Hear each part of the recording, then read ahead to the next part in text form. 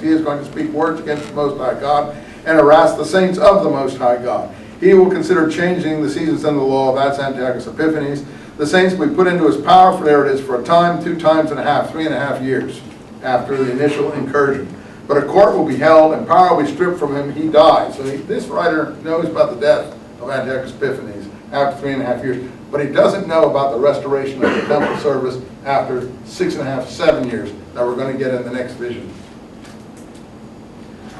I guess he does, because it's in the next vision, so maybe he does know it. But anyway, this one doesn't. Will be given to the people, the saints of the Most High God. Wisdom, not my God.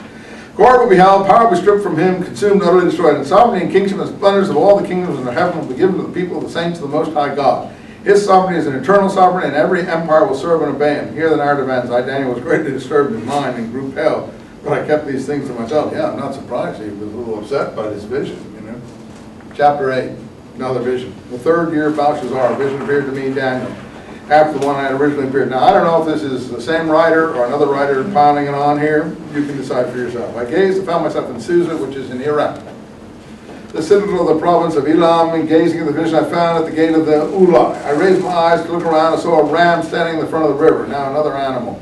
It had 2 horns. Oh, we know who that is. That's the Babylonians.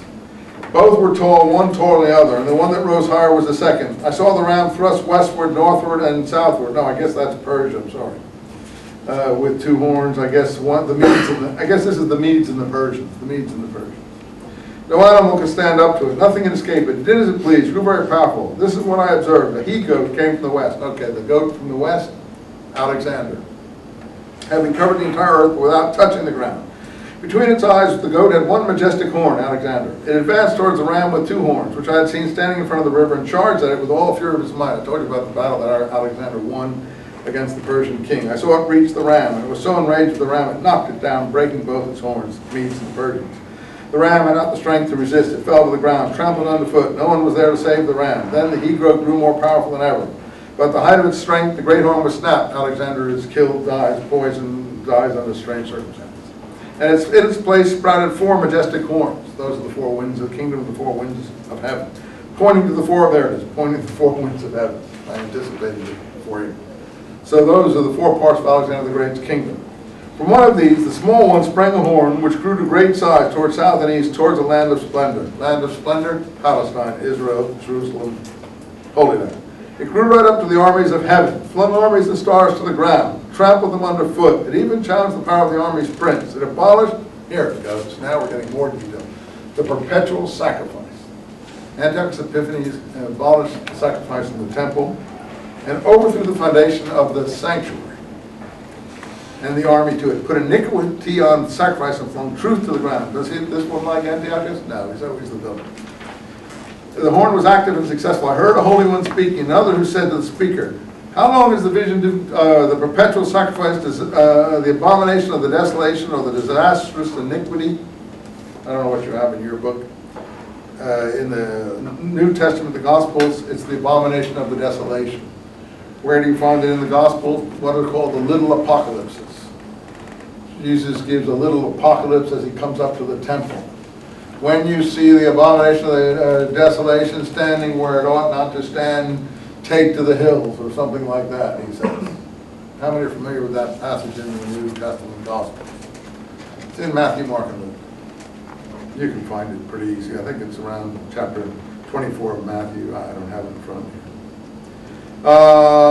Okay, so this is where he first mentions the interruption of the sacrifice and the abomination of the desolation in the temple. Okay, so how long is this going to be? Until 2,300 evenings and mornings have gone by. Then the sanctuary will be restored. So now we know how long the sanctuary will be vacant. 2,300, I think, is 6.5 years or so. 7 years, 6.5 years, 7 years maybe. Right? So the first 3.5 is up to the time Antiochus dies. The 7th is up to the time Judas Maccabee cleanses the temple, restores the service in the Maccabee books and in Josephus. As I, Daniel, gazed, and you'll say, how do you know this? I'll show you. I gazed at the vision, tried to understand it. I saw someone standing before me who looked like a man. We had this already. And I heard a man's voice cry, but it was Gabriel, an angel. He obviously knows who this Gabriel guy is. We didn't know him before.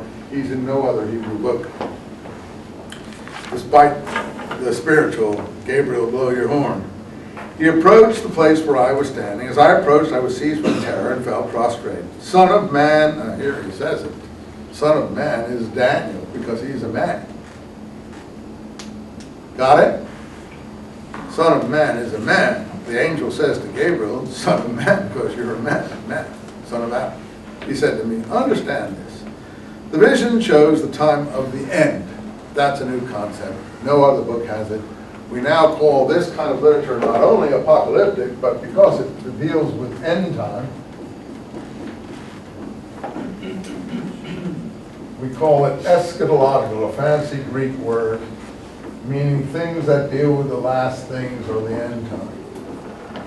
And many Qumran documents deal with the last things of the end time, and so do New Testament documents. The Revelation being one, some of the Gospels also have this. The Habakkuk Pesher from Qumran is very big on the end time.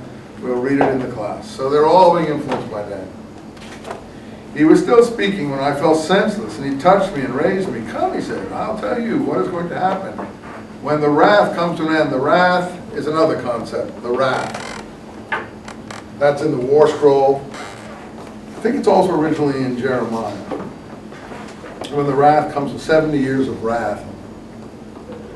When the wrath, people like numerology like this, it comes to an end. This concerns the appointed end. Gabriel speaking. As for the ram that you saw, its two horns are the kings of Media and Persia. Okay, there it is. No mystery. No Chinese communists, no Fidel Castro, no Bin Laden, no, I don't know, Mao Zedong. It's just Media and Persia. The hairy he-goat, the king of Javan. Ooh, Javan, what's that? I never heard of that. That's because you don't speak Hebrew. In Hebrew, it's Yavan, Y-A-V-A-N, and it means Greece. Yavan in Hebrew is Greece. And it will be in the scrolls too. Just because you don't know it, not you here, but people who talk about these things, doesn't mean that is what it is. And in fact, if you want to know where it comes from, it's very simple. Hebrew is based on roots. I is Y, O is V, N is N. It comes from the word ionic civilization. We all